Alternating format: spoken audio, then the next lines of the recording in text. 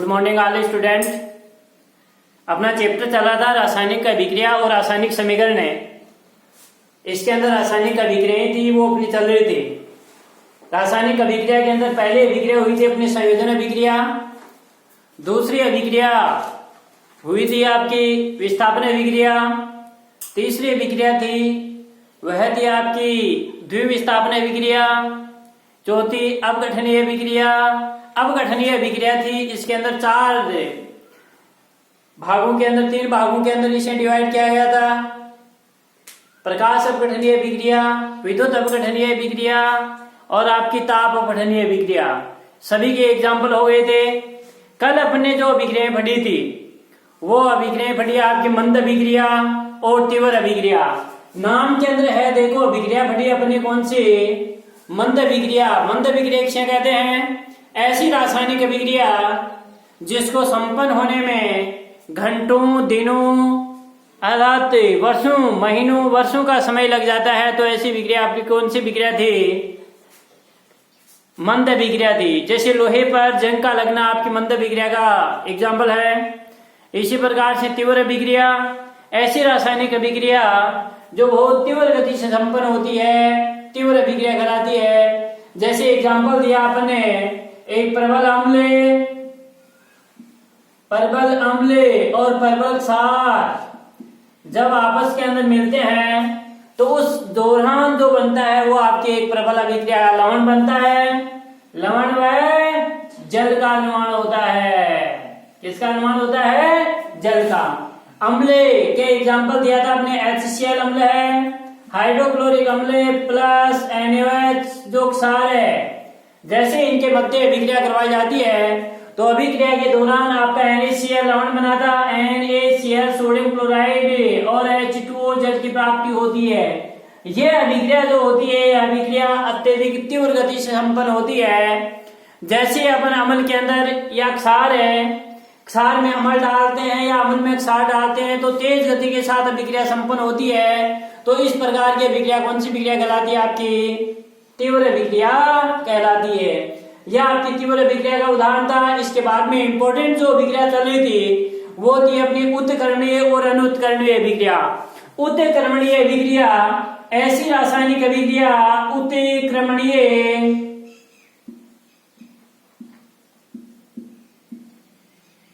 अभिक्रिया। उत्कर्मणीय अभिक्रिया कौन सी अभिक्रिया होती है? वे अभिक्रियाएं जो दोनों दिशाओं में संपन्न होती हैं, अर्थात अग्र और प्रतिप दोनों दिशाओं में चलती हैं, उन अभिक्रियाओं को अपने उत्कर्मणीय अभिक्रिया कहा था। अनुत्कर्मणीय अभिक्रिया ऐसी रासायनिक अभिक्रियाएं जो मात्र एक ही दिशा में चलती हैं, उनको अनुत्कर्मणीय अभिक्रियाएं कहते हैं। उत्कर्मणीय अभिक्रिया का उदाहरण दिया था अमोनिया निर्माण है। उत्कर्मणीय अभिक्रिया को तीर के चिन्ह को अपन अर्ध तीर के चिन्ह के द्वारा प्रदर्शित करते हैं, यानी दोनों तरफ अभिकार की अभिक्रिया करके उत्पाद बनाते हैं तथा उन्हीं परिस्थितियों में, उन्हीं स्थितियों के अंदर जो उत्पाद बने वो उत्पाद पुनः उन्हीं अभिकारकों का निर्माण करते हैं। तो ऐसी अभिक्रिया आपकी कौन सी अभिक्रिया कहलाती है? उत्कर्मणीय अभिक्रिया। जैसे मैंने एग्जांपल दिया था अमोनिया गैस का निर्माण N2 प्लस 3H2 अभिक्रिया के दौरान 2NH3 अमोनिया गैस का निर्माण करता है। ये N2 और H2 आपस में अभिक्रिया करके किसका निर्माण किया? अमोनिया का। लेकिन ये अमोनिया है ये उन्हीं परिस्थितियों के अंदर पुनः अभिक्रिया करके पुनः आपके N2 और हाइड्रोजन का निर्माण करती है, नाइट्रोजन और हाइड्रोजन का निर्माण करती है। इसलिए ऐसी अभिक्रिया कौन सी अभिक्रिया कहलाती है? आपकी उत्कर्मणीय अभिक्रिया कहलाती है। उत्कर्मणीय अभिक्रिया है ये जो अभिकारक अभिक्रिया करके उत्पाद बनाते हैं, ये आपकी अग्र अभिक्रिया कहलाती है और ये कहलाती है आपकी प्रतीप अभिक्रिया। दोनों दिशाओं में चलती है इसलिए इसको अग्र और प्रतीप दोनों अभिक्रिया कहते हैं। अगली जो अभिक्रिया आती है वो भी आपकी इंपॉर्टेंट अभिक्रिया है अनु उत्क्रमणीय अभिक्रिया। अनु उत्क्रमणीय अभिक्रिया किसे कहते हैं? ऐसी रासायनिक अभिक्रिया जो मात्र एक ही दिशा के अंदर चलती है अनु उत्क्रमणीय अभिक्रिया कहलाती है। तो अगली लिखो अनु उत्क्रमणीय अभिक्रिया।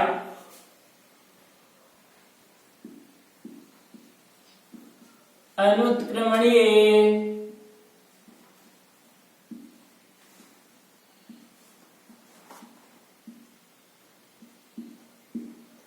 अभिक्रिया। अनुत्क्रमणीय अभिक्रिया कितने क्रमांक हो गए थे? 8वीं अभिक्रिया है अनुत्क्रमणीय अभिक्रिया। अनुत्क्रमणीय अभिक्रिया किसे कहते हैं? ऐसी रासायनिक अभिक्रिया जिसमें अभिकारक क्रिया करके उत्पाद बनाते हैं।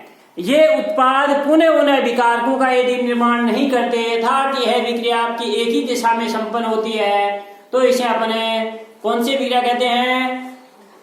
अनुत्क्रमणीय अभिक्रिया कहते हैं। ऐसी रासायनिक अभिक्रिया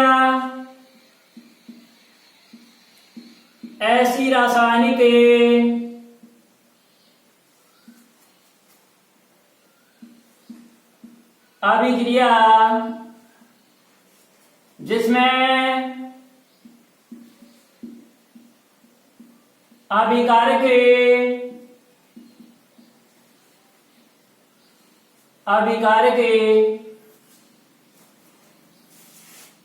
क्रिया करके उत्पाद बनाते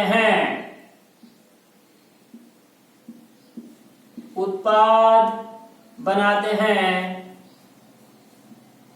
यह अभिक्रिया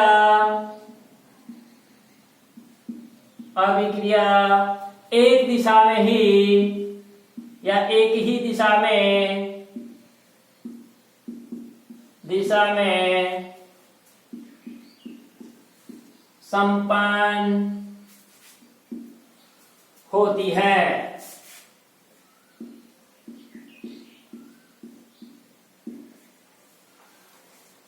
अनुत्क्रमणीय अभिक्रिया कहलाती है।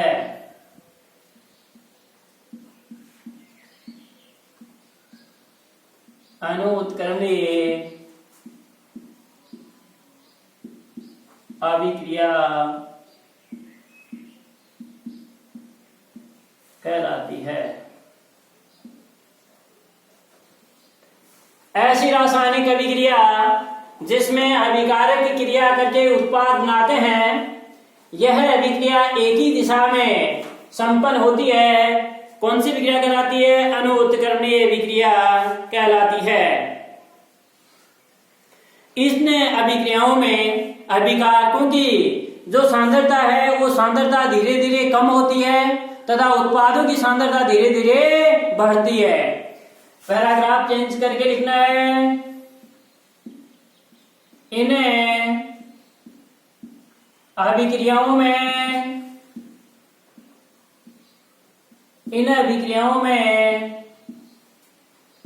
अभिकारकों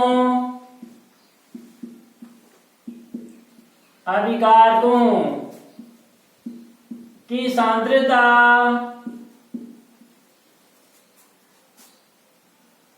धीरे धीरे कम होती है तथा उत्पादों की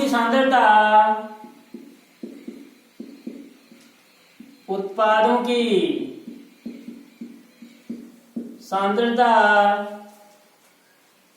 में वृद्धि होती है।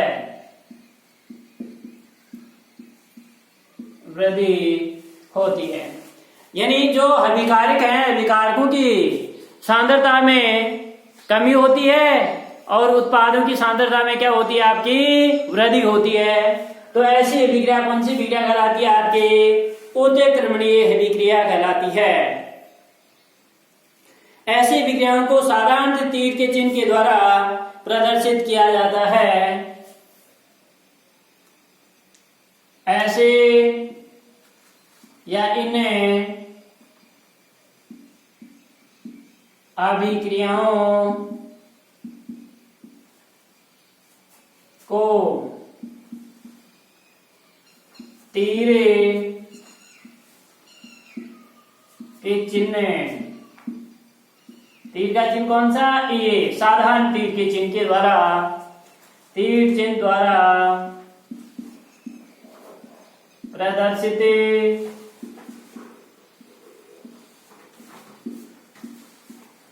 करते हैं। साधारण तीर के चिन्हों के द्वारा प्रदर्शित किया जाता है। कौन सी विक्रिया को? उत्कर्णीय विक्रिया को। जैसे फॉर एग्जाम्पल है, एग्जाम्पल आपका कोक का दहन, कोयले का दहन, कोयले के जलने के बाद में कार्बन डाइऑक्साइड गैस आपकी प्राप्त होती है। उस कार्बन डाइऑक्साइड गैस से पुनः आपका क्या नहीं प्राप्त हो सकता? कार्बन और ऑक्सीजन आपकी नहीं प्राप्त हो सकती। तो ये किस प्रकार की विक्रिया का उदाहरण है? अनुत्क्रमणीय विक्रिया का उदाहरण है। कोयले का दहन,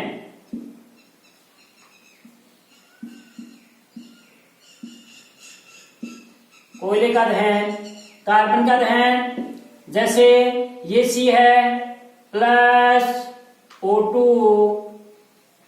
अभिक्रिया करके कार्बन डाइऑक्साइड CO2 गैस तो बनती है। कार्बन और O2 आपस में अभिक्रिया करके कार्बन डाइऑक्साइड गैस आपके बनी है। तो ये अनुत्कर्णीय विक्रिया का उदाहरण है। ये कार्बन डाइऑक्साइड पुनः आपकी कार्बन और ऑक्सीजन का निर्माण नहीं करते हैं, इसलिए यह आपकी अनुत्कर्णीय विक्रिया का उदाहरण है। दूसरा है जैसे मेथेन का दहन, सेकंड है मेथेन का दहन। मेथेन CH4 है, ये भी मेथेन है, ऑक्सीजन की उपस्थिति के अंदर जलेगी, प्लस O2 की उपस्थिति में जलेगी। तो आपके इसके दौरान जल और CO2 प्राप्त होगी। CO2 प्लस जल H2O समीकरण है, इसको संतुलित कर दो।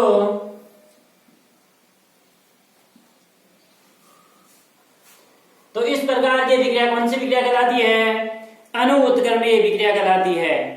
ये देखो यहां पर जो मेथेन बनी है बेटे, ये मेथेन गैस है, ऑक्सीजन की उपस्थिति में जली। ऑक्सीजन की उपस्थिति के अंदर जल के जो प्रोडक्ट बनाते हैं, वो प्रोडक्ट बनाया। इसमें कौन कौन सा प्रोडक्ट बनाया?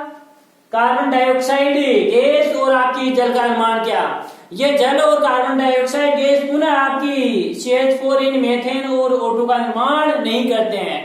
पुनः यदि पहले वाले पदार्थ यदि बन जाते तो वह आपकी उत्कर्णीय विक्रिया होती, लेकिन ये उत्कर्णीय विक्रिया का एग्जाम्पल नहीं है, क्योंकि इससे पुनः पहले वाला पदार्थ आपका नहीं बन रहा है। यह आपकी अनुत्कर्णीय विक्रिया का एग्जाम्पल है। ये थी अपने अनुत्कर्णीय अभिक्रिया। तो अनुत्कर्णीय विक्रिया किसे कहते हैं? ऐसी रासायनिक अभिक्रिया जिसमें अभिकारक क्रिया करके उत्पाद बनाते हैं।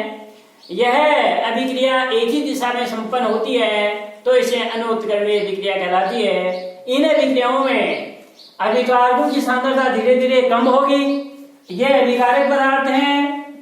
ये तो कौन से हैं? अभिकारक की परिभाषा अपने पहले पढ़ ली। जिन पदार्थों में रासायनिक अभिक्रिया होती है, इनके अंदर हो रही अभिक्रिया, ये तो क्या कहलाते हैं? आपके अभिकारक पदार्थ कहलाते हैं। कौन से? रिएक्टेंट अभिकारक पदार्थ कहलाते हैं। और अभिक्रिया के दौरान जो नए पदार्थ बनते हैं उनको अपन प्रोडक्ट कहते हैं, उत्पाद कहते हैं। ये उत्पाद हैं। तो ये अभिकारकों की सांद्रता तो धीरे धीरे कम होगी और उत्पादों की सांद्रता है वो आपकी धीरे धीरे बढ़ती है। इस प्रकार की अभिक्रिया अनुत्कर्णीय अभिक्रिया कहलाती है।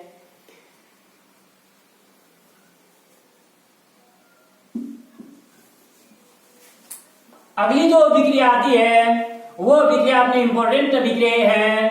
दोनों ही ऑक्सीडेशन और रिडक्शन है, ऑक्सीकरण अभिक्रिया और अपचयन अभिक्रिया। इसकी परिभाषाएं हैं वो अपन अलग अलग पढ़ेंगे। अलग अलग थ्योरी के आधार पर इसकी परिभाषाएं हैं वो अपन पढ़ेंगे कि ऑक्सीकरण क्या है, अपचयन क्या है। और आगे आपके 12th के अंदर भी ये चैप्टर है, 11th के अंदर भी चैप्टर है ऑक्सीकरण और अपचयन अभिक्रिया, ऑक्सीडेशन और रिडक्शन अभिक्रिया। ऑक्सीकरण और अपचयन दोनों की परिभाषाएं अपन पढ़ेंगे। और ध्यान देने वाली बात है कि ऑक्सीकरण क्या है, अपचयन क्या है, किस मत के अनुसार ऑक्सीकरण की परिभाषा। पहले अपन पढ़ेंगे कि कोई भी पदार्थ है, किसी भी पदार्थ में यदि ऑक्सीजन का जुड़ाव हो रहा है, ऑक्सीजन जुड़ रहा है, किसी पदार्थ में हाइड्रोजन जुड़ रहा है, किसी पदार्थ में विद्युत धनी तत्व है, विद्युत ऋणी तत्व है, सभी के आधार पर अपन ऑक्सीकरण और अपचयन की परिभाषाएं पढ़ेंगे। थोड़ा इसका मैं चार्ट बनाता हूँ, आउटलाइन बनाता हूँ, और उसी से आपको अच्छी तरह से समझ में आ जाएगा कि ऑक्सीकरण क्या है और अपचयन क्या है। ऑक्सीकरण और अपचयन अभिक्रिया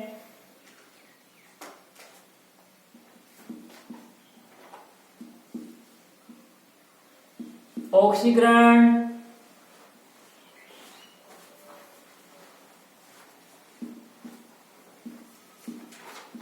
अपचयन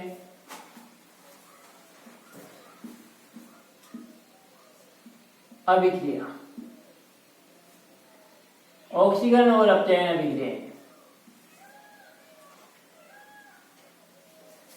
ऑक्सीकरण और अपचयन, इसके 4 डिवाइड से अपन इसको परिभाषित करेंगे।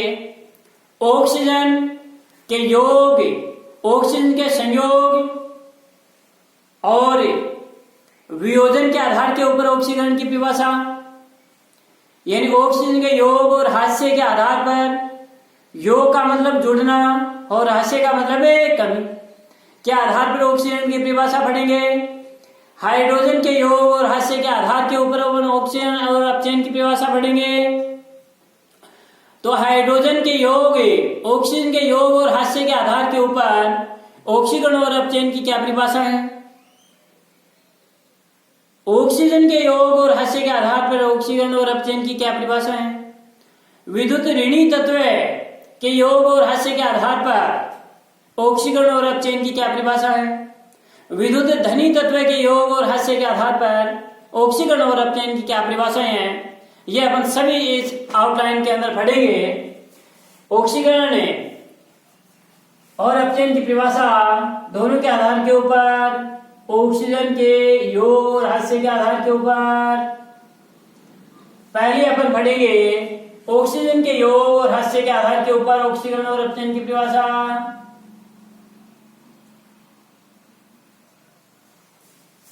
ऑक्सीजन के योग और हास्य के आधार के ऊपर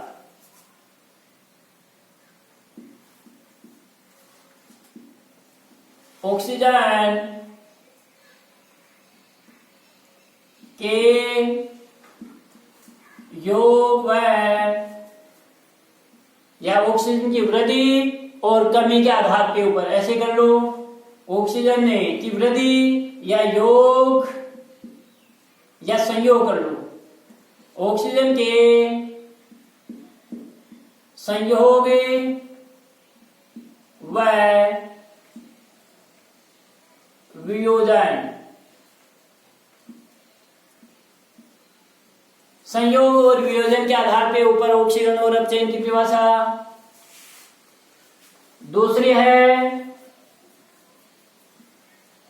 अपने वह है हाइड्रोजन के योग और हास्य के आधार के ऊपर ऑक्सीकरण और अपचयन की परिभाषा। हाइड्रोजन के संयोग व वियोजन के आधार पर। और तीसरी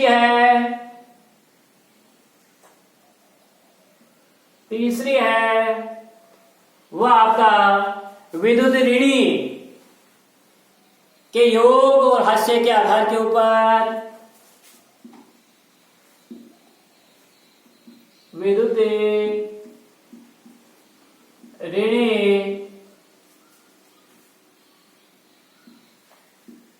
के संयोग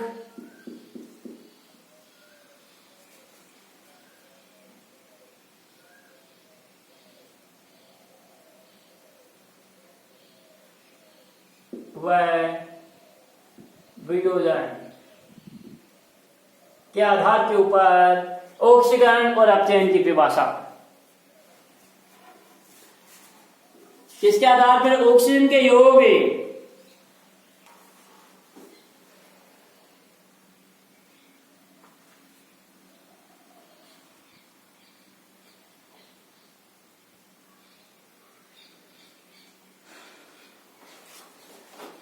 विद्युत ऋणी के संयोग व वियोजन के आधार पर ऊपर ऑक्सीजन की परिभाषा। एक और रह गई अपनी, वो कौन सी है?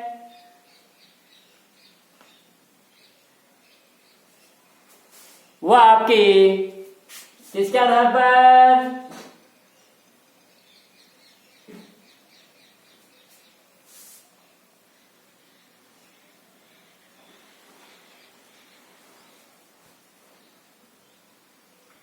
चौथी है विद्युत धनी तत्व के संयोग व वियोजन पर, क्या आधार के ऊपर? संयोग का मतलब तो जुड़ना और वियोजन का मतलब टूटना, उसमें से हटना। तो विद्युत धनी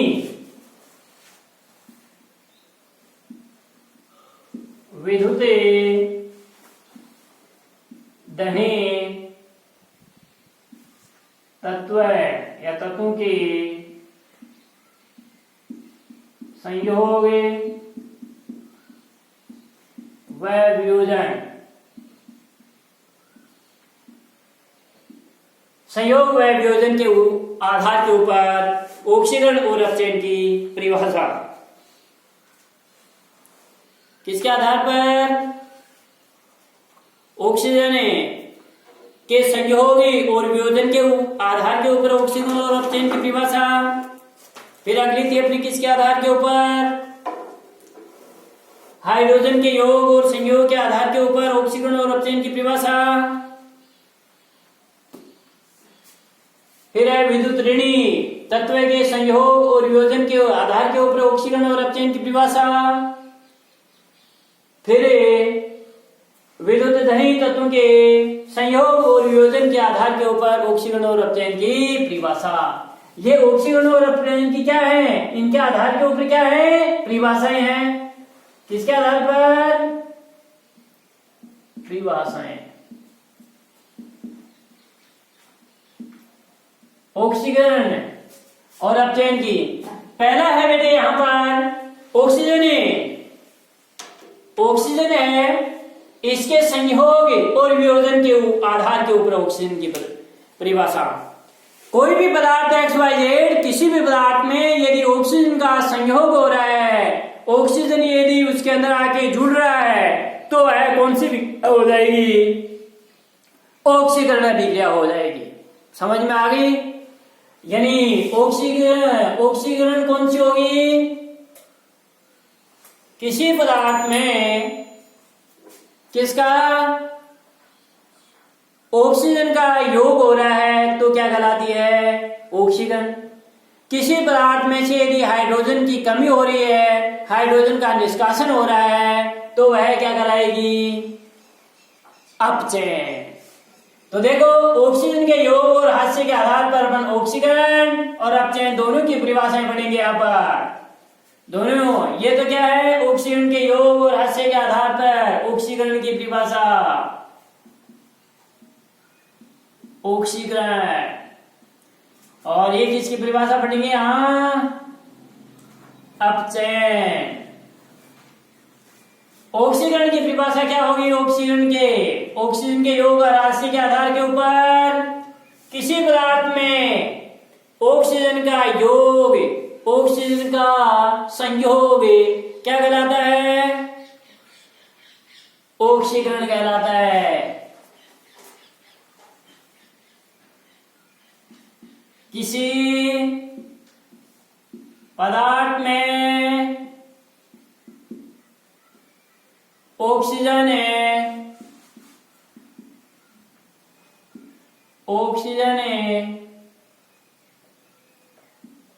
का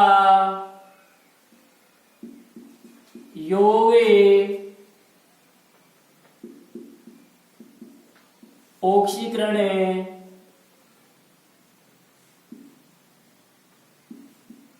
कहलाता है। किसी पदार्थ में ऑक्सीजन का योग ऑक्सीकरण अभिक्रिया कहलाता है। किसी पदार्थ में हाइड्रोजन, इसमें नाम में देखो ऑक्सीजन है, ऑक्सीकरण है। ऑक्सीकरण क्या होगा? किसी पदार्थ में ऑक्सीजन का योग होना, ऑक्सीजन का योग ऑक्सीकरण कहलाता है। कोई भी पदार्थ होगा, किसी भी पदार्थ में किसकी? ऑक्सीजन की कमी होना क्या कहलाएगा? अपचयन कहलाएगा। इसकी परिभाषा लिखो अपचयन की। किसी पदार्थ में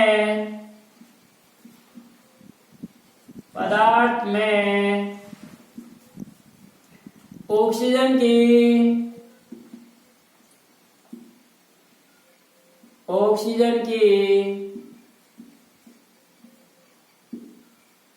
कमी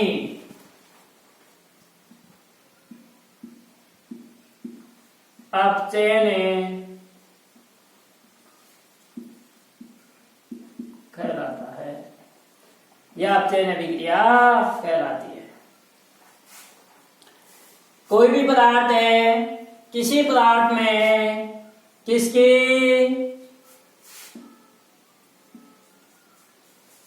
ऑक्सीजन का योग होना ऑक्सीकरण, किसी पदार्थ में ऑक्सीजन की कमी होना अपचयन कहलाता है। इसी प्रकार से हाइड्रोजन के संयोग और वियोजन के आधार के ऊपर कोई पदार्थ होगा, किसी भी पदार्थ में यदि हाइड्रोजन की कमी हो रही है तो है क्या कहलाता है? अपचयन ऑक्सीकरण। और हाइड्रोजन की वृद्धि होती है वह क्या कहलाता है? अपचयन। इसके आधार के ऊपर हाइड्रोजन के संयोग और वियोजन के आधार के ऊपर ऑक्सीकरण,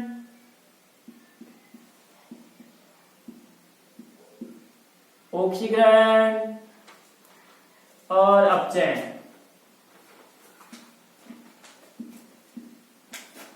अपचयन की परिभाषा, ऑक्सीकरण की क्या परिभाषा होगी? किसी पदार्थ में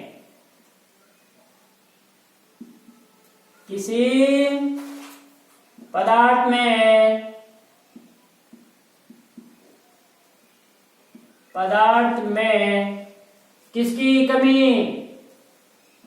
हाइड्रोजन की कमी। हाइड्रोजन की कमी क्या कहलाता है? ऑक्सीकरण। और यह है बेटे अपचयन। किसी पदार्थ में हाइड्रोजन की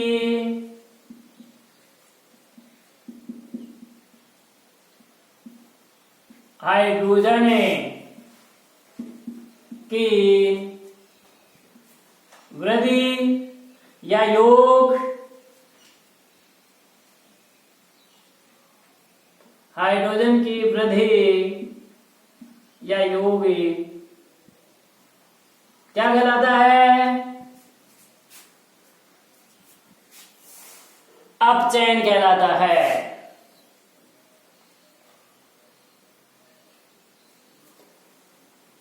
देखो चार की परिभाषाएं अपने पढ़ी हैं, चार की परिभाषाएं अपने पढ़ी। ऑक्सीजन के संयोग और वियोजन के आधार के ऊपर या ऑक्सीजन के योग और हास्य के आधार पर ऑक्सीकरण की परिभाषा, कोई भी पदार्थ होगा XYZ, किसी पदार्थ में ऑक्सीजन का योग होना ऑक्सीकरण। अपचयन, किसी पदार्थ में ऑक्सीजन की कमी होना अपचयन।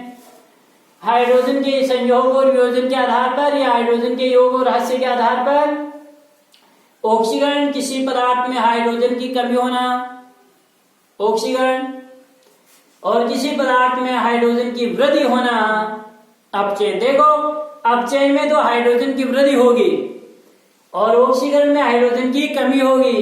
यहां देखो ऑक्सीकरण में ऑक्सीजन के आधार के ऊपर ऑक्सीजन की ऑक्सीकरण में वृद्धि होगी और अपचयन में ऑक्सीजन की कमी। उल्टे हैं ना एक दूसरे से। अब है विद्युत ऋणी तत्वों के योग और हास्य के आधार के ऊपर ऑक्सीकरण और अपचयन की परिभाषा। विद्युत ऋणी तत्वों के योग और हास्य के आधार के ऊपर ऑक्सीकरण की परिभाषा।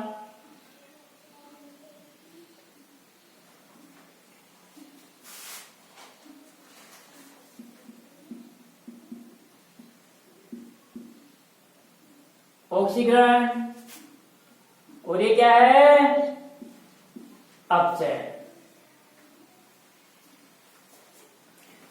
ऑक्सीजन और विद्युत ऋणी तत्व के योग और हास्य के आधार पर यदि किसी पदार्थ में यह विद्युत ऋणी तत्व है, देखो ऑक्सीजन विद्युत ऋणी तत्व है, तो कोई भी पदार्थ XYZ किसी पदार्थ में यदि ऑक्सीजन का क्या हो रहा है, योग हो रहा है, तो वह ऑक्सीकरण कहलाता है। तो ऐसा ही है, किसी पदार्थ में विद्युत ऋणी तत्व का योग होना क्या कहलाता है, ऑक्सीकरण। बस किसी पदार्थ में विद्युत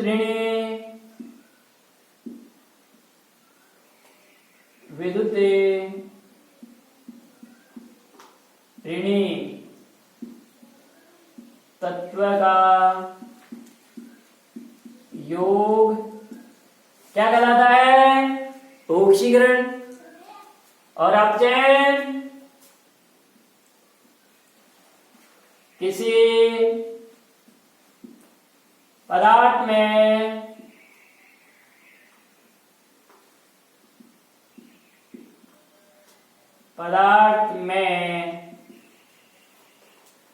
विद्युत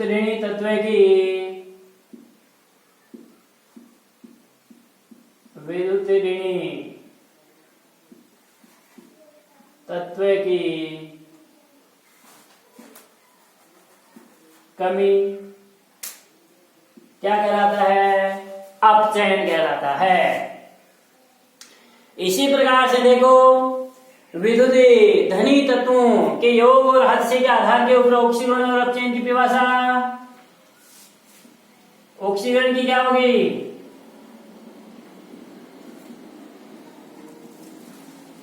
ऑक्सीकरण, और यह है आपका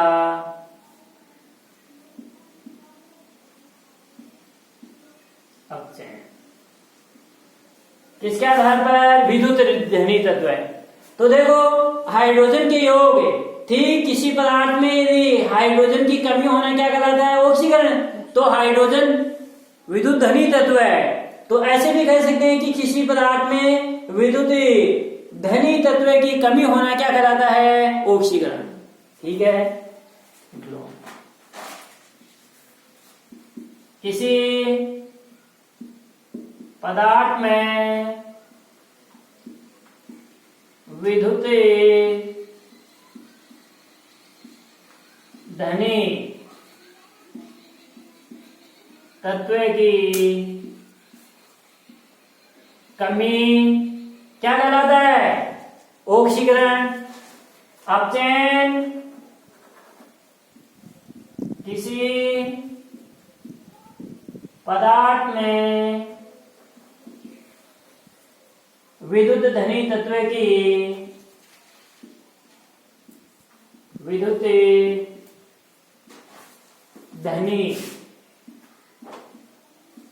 की वृद्धि क्या कहलाता है, अपचयन कहलाता है। क्या कहलाता है, अपचयन कहलाता है। तो किसी पदार्थ में, कोई भी पदार्थ होगा, किसी पदार्थ में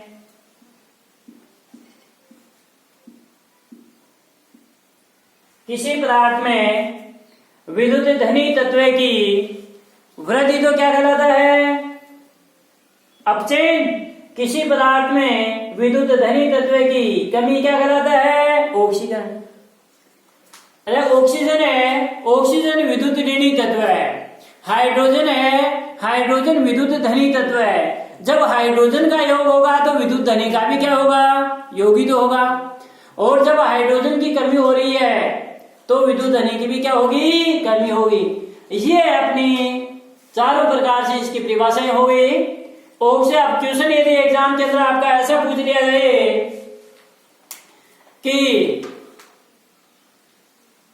ऑक्सीजन के योग और ह्रास के आधार पर ऑक्सीकरण और अपचयन की परिभाषा लिखिए, तो उसके आधार के ऊपर केवल आपको ऑक्सीजन के योग और ह्रास के आधार के ऊपर इसकी परिभाषा लिखनी है। यदि ऐसे पूछ लिया जाए कि हाइड्रोजन के योग और ह्रास के आधार के ऊपर ऑक्सीकरण अपचयन की परिभाषा लिखिए, तो हाइड्रोजन के योग और ह्रास के आधार पर परिभाषा लिखनी है। यदि विद्युत ऋणी तत्वों के संयोग और वियोजन के ऊपर या योग और ह्रास के आधार के ऊपर परिभाषा लिखिए, तो आपको लिख देनी है। अब देखो अपन प्रत्येक का इनका एग्जाम्पल लेंगे और एग्जाम्पल लेकर के अपन और देखेंगे कि किस प्रकार से ऑक्सीजन का योग हो रहा है और किस प्रकार से ऑक्सीजन की है वो आपकी कमी हो रही है। प्रत्येक का अपने एग्जाम्पल लेंगे और एग्जाम्पल के द्वारा अपने इसको, जैसे पहली ऑक्सीकरण की परिभाषा है, किसी पदार्थ में ऑक्सीजन का योग ऑक्सीकरण कहलाता है। कोई भी पदार्थ होगा, किसी पदार्थ में यदि ऑक्सीजन का योग हो रहा है, ऑक्सीजन आगे जुड़ रहा है, तो क्या कहलाता है, ऑक्सीकरण कहलाता है। और किसी पदार्थ में यदि ऑक्सीजन की कमी हो रही है तो वह क्या कहलाता है, आपका अपचयन कहलाता है। ऑक्सीकरण क्या कहलाता है, ऑक्सीजन का योग होना।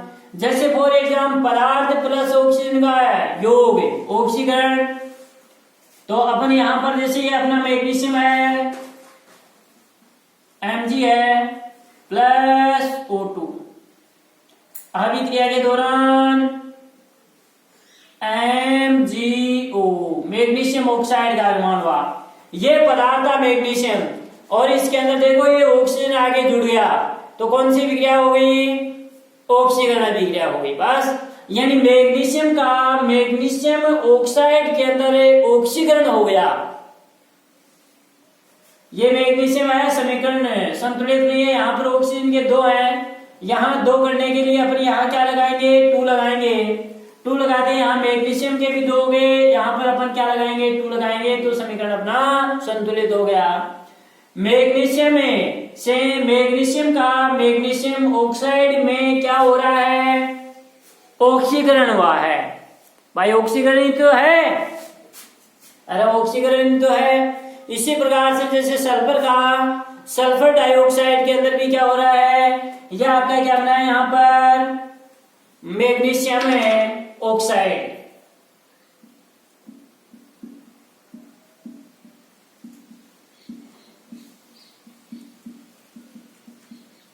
ऑक्साइड का निर्माण होता है। ये मैग्नीशियम है और ये क्या है, ऑक्सीजन है। दूसरा एग्जांपल जैसे अपन सल्फर का दे सकते हैं, यह है H प्लस O2, आपस के अंदर अभिक्रिया करके सल्फर डाइऑक्साइड SO2 का निर्माण करती है। यहां पर भी देखो ये सल्फर डाइऑक्साइड बना है, ये सल्फर है, इस सल्फर के साथ देखो O2 ऑक्सीजन आगे जुड़ गया है ना। और यही परिभाषा है कि किसी पदार्थ में ऑक्सीजन का योग ऑक्सीकरण, इसमें ऑक्सीजन का योग हो गया, ये सल्फर डाइऑक्साइड गैस बन गई। तो ये कौन सी विक्रिया का उदाहरण हो गया, कौन सी का हो गया, ऑक्सीकरण अभिक्रिया का उदाहरण हो गया। ये है sulphur dioxide.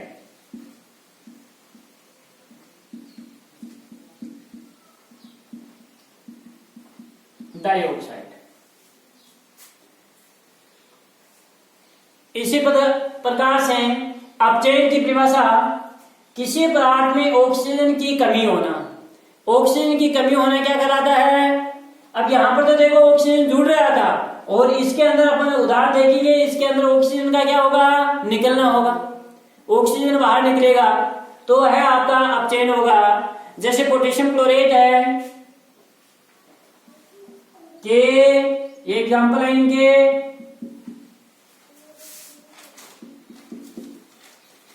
KClO3 potassium chlorate है। इसको जैसे अपन गर्म करेंगे तो गर्म करने के दौरान आपका KCl plus O2,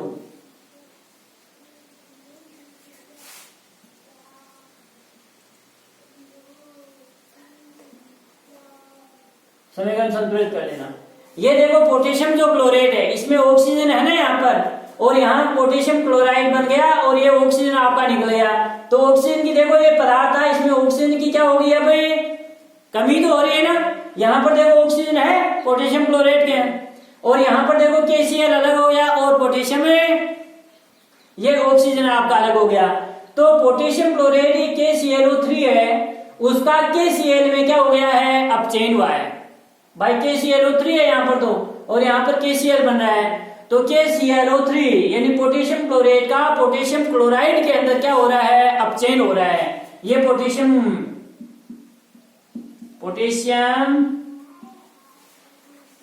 chlorate, potassium chloride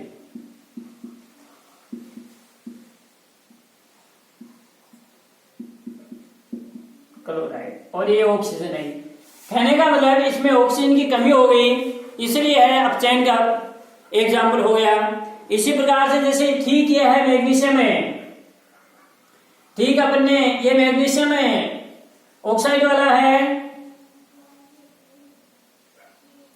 magnesium oxide MgO, ये देखो MgO है, और अभिक्रिया के दौरान ये आपका Mg मैग्नीशियम अलग बन गया और ये ऑक्सीजन आपका अलग टूट गया।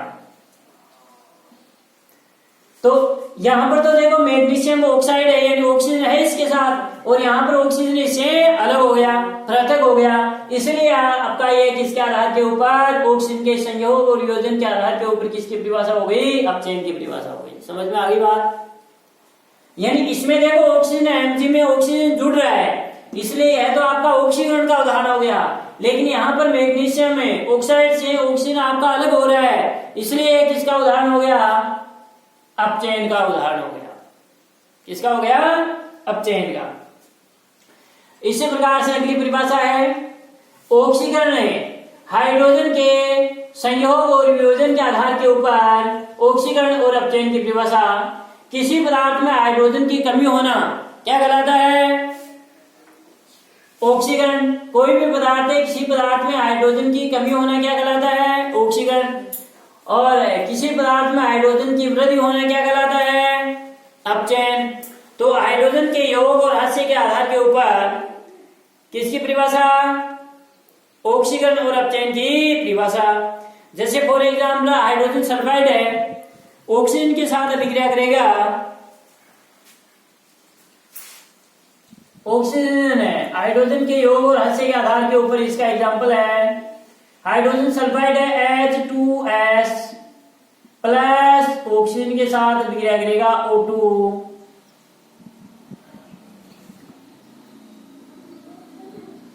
अभिक्रिया के दौरान आपका सल्फर अलग हो जाएगा और जल अलग बन जाएगा। यह आपका S प्लस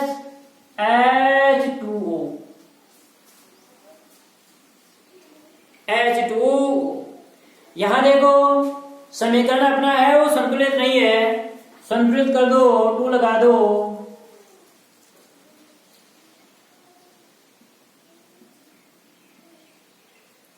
ये जो हाइड्रोजन सल्फाइड है, इधर ध्यान दो, जो हाइड्रोजन सल्फाइड है यहां पर देखो हाइड्रोजन है ना सल्फर के साथ, लेकिन यहां देखो ये सल्फर अलग हो गया और हाइड्रोजन यहां से H2 इससे निकल करके ऑक्सीजन के साथ आके जुड़ गया, अलग हो गया ना। तो यह यानी ये पदार्थ हाइड्रोजन जो सल्फाइड है, हाइड्रोजन सल्फाइड है, हाइड्रोजन है सल्फाइड, हाइड्रोजन सल्फाइड का सल्फर में क्या हो गया है, ऑक्सीकरण हो गया है भाई। हाइड्रोजन की ये देखो H2S है, यानी हाइड्रोजन सल्फाइड है, इसमें हाइड्रोजन है ना यहाँ पर, क्या यहाँ पर हाइड्रोजन है, नहीं है, नहीं है। तो ये क्या हो गया, क्या हुआ, ऑक्सीकरण भाई। हाइड्रोजन की क्या होगी, इसमें कमी होगी। किसी पदार्थ में हाइड्रोजन की कमी होना क्या कहलाता है, ऑक्सीकरण। और ये आपका सल्फर बन गया, सल्फर। यह आपके ऑक्सीकरण की परिभाषा हो गई। इसी प्रकार से इसका अन्य एग्जाम्पल है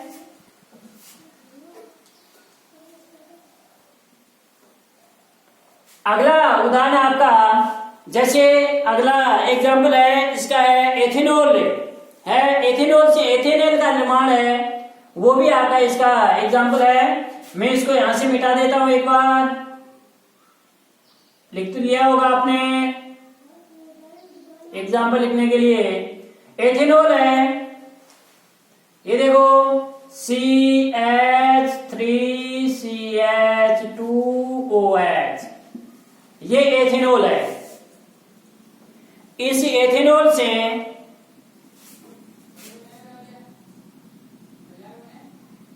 एथेनॉल बनेगा और CH3CHO एथेनॉल बन रहा है। क्या बन रहा है? यह आपका एथेनॉल है।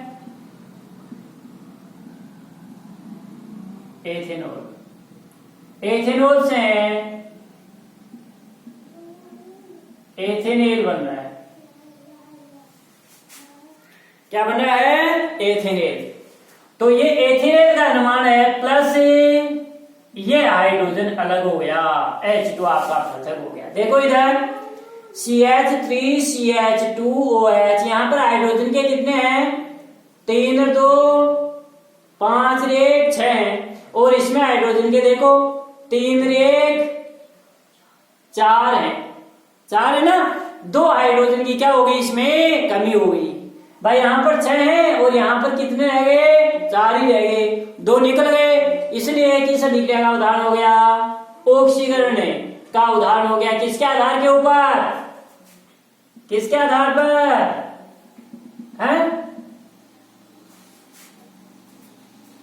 हाइड्रोजन के योग और हस्से के आधार पर। अगला है अपचयन की परिभाषा। किसी पदार्थ में अपचयन किसे कहते हैं? किसी पदार्थ में, ये दोनों एग्जाम्पल इसके हैं, दोनों एग्जाम्पल हैं, ये ऑक्सीकरण के हैं हाइड्रोजन के योग और हस्से के आधार पर। भाई दोनों के अंदर हाइड्रोजन की कमी हो रही है। अगला है अपचयन। किसी पदार्थ में हाइड्रोजन की वृद्धि होना, यानी इसमें तो हाइड्रोजन पृथक हो रहा था और इसमें आपका हाइड्रोजन है, उसका क्या होगा? योग होगा। हाइड्रोजन का संयोग होना, जैसे यह आपका एग्जाम्पल है H2 + Cl2, ये क्लोरीन है। क्या है? अब यह हाइड्रोजन इसमें जुड़ेगा और हाइड्रोक्लोरिक अम्ल का निर्माण हो गया HCl का। देखो ये था पदार्थ, इसमें हाइड्रोजन क्या हो गया? जुड़ गया। जुड़ते ही क्या हो गया? हाइड्रोक्लोरिक अम्ल हो गया। तो हाइड्रोजन का योग हो गया ना यहां पर, इसलिए क्या हो गया? ये है। इसी प्रकार से आपका एथीन है। एथीन से एथेन का निर्माण जो अपने पढ़ लिया, हाइड्रोजनीकरण, एथीन का हाइड्रोजनीकरण। ये जैसे आपका CH2 द्विबंधे CH2 + H2, ये अभिक्रिया है वो अपने ऊपर भी निकिल उत्प्रेरक की उपस्थिति में संपन्न होगी। Ni निकिल Ni की उपस्थिति में, और जो सामान्य 100 एटमॉस्फेयर दाब के ऊपर संपन्न होती है और 473 केल्विन पर 473 केल्विन पर और 100 एटमॉस्फेयर दाब पर ये संपन्न होती है। इसके दौरान देखो ये एथीन है, एथीन से एथेन का निर्माण CH3 एकल बंधे CH3, यानी ये एथीन है। एथीन से एथेन का बनना, एथेन का बनना भी आपका क्या है? अपचयन अभिक्रिया का उदाहरण है। समझ में आई बात? किसी पदार्थ में हाइड्रोजन की वृद्धि, ये देखो इसमें हाइड्रोजन की वृद्धि हो रही है, यानी Cl2 का HCl में क्या हो रहा है? अपचयन हो रहा है। यहां पर एथीन का एथेन में क्या हो रहा है? अपचयन हो रहा है, यानी हाइड्रोजन जुड़ गया ना इसके साथ। अब है विद्युत ऋणी तत्व के संयोग और वियोजन के आधार के ऊपर। विद्युत ऋणी तत्व ऑक्सीजन है, ऑक्सीजन का योग होगा तो विद्युत ऋणी का क्या होगा, योग होगा। विद्युत ऋणी तत्व के योग और हास्य के आधार के ऊपर ऑक्सीकरण और अपचयन की परिभाषा। विद्युत ऋणी तत्व के योग और हास्य के आधार पर कोई पदार्थ है, किसी पदार्थ में विद्युत ऋणी तत्व का संयोग क्या कहलाता है, विद्युत ऋणी तत्व का योग क्या कहलाता है, ऑक्सीकरण। तो ठीक बस एग्जांपल है, जैसे Mg है, मैग्नीशियम है, इसके अंदर आप क्लोरीन का योग कर दो, Mg है, Mg प्लस Cl2, अभिक्रिया करके MgCl2, मैग्नीशियम से मैग्नीशियम क्लोराइड का बनना, मैग्नीशियम से मैग्नीशियम क्लोराइड का बनना कौन सी विक्रिया का उदाहरण हो गया, ऑक्सीकरण अभिक्रिया का उदाहरण हो गया। इसी आधार के ऊपर अपचयन का, किसी पदार्थ में विद्युत ऋणी तत्व की क्या होना, कमी होना। जैसे फेरिक क्लोराइड है, फेरिक क्लोराइड से फेरिक क्लोराइड का निर्माण भी आपका क्या कहलाता है, यह FeCl3 फेरिक क्लोराइड है, प्लस ये फेरिक क्लोराइड है। इसमें देखो विद्युत ऋणी की क्या होगी, कमी होगी, प्लस H2। अभिक्रिया के दौरान FeCl2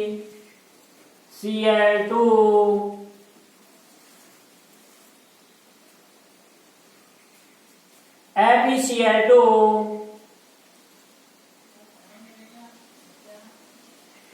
इसका उदाहरण है, आप इधर लिख लेना,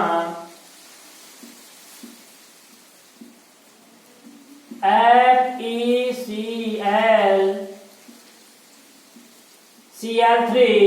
ferric chloride plus H2।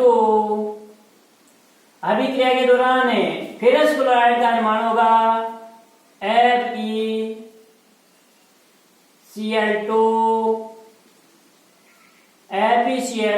Plus HCl।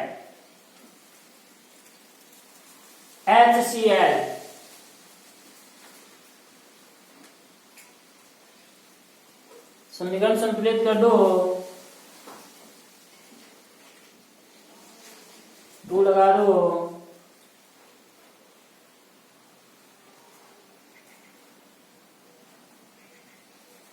ये यहां पर है आपका फेरिक क्लोराइड,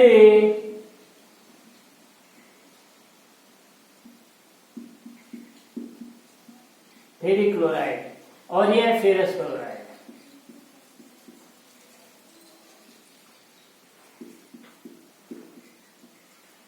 यह हाइड्रोक्लोरिक अम्ल है।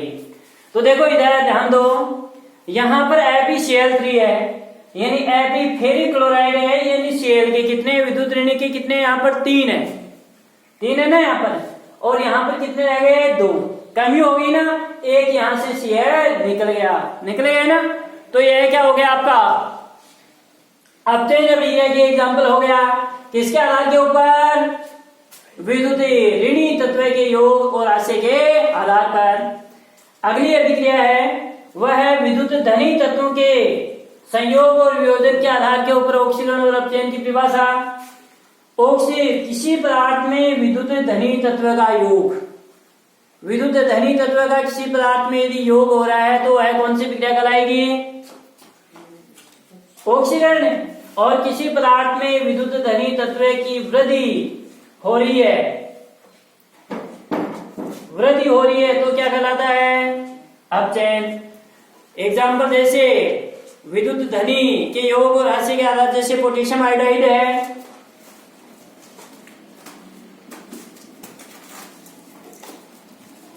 Ki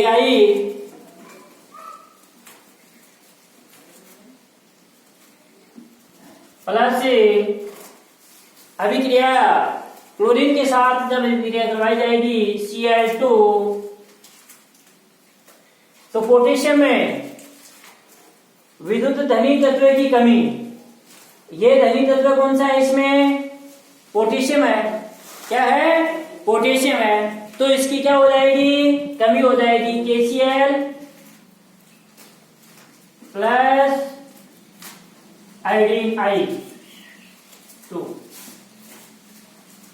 इसमें देखो विद्युत धनी तत्व की क्या हो रही है? आपकी कमी हो रही है। इसीलिए ये क्या है? ऑक्सीकरण अभिक्रिया का उदाहरण है। और ये आपका पोटेशियम क्लोराइड प्राप्त होता है और ये आयोडीन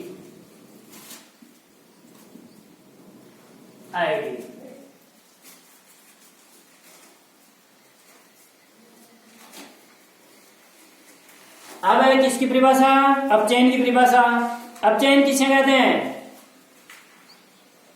किसी पदार्थ में विद्युत धनी तत्व की वृद्धि, यहां पर कमी है और यहां पर क्या है? वृद्धि। जैसे आपका क्लोरीन है, ये देखो Cl2 प्लस Mg,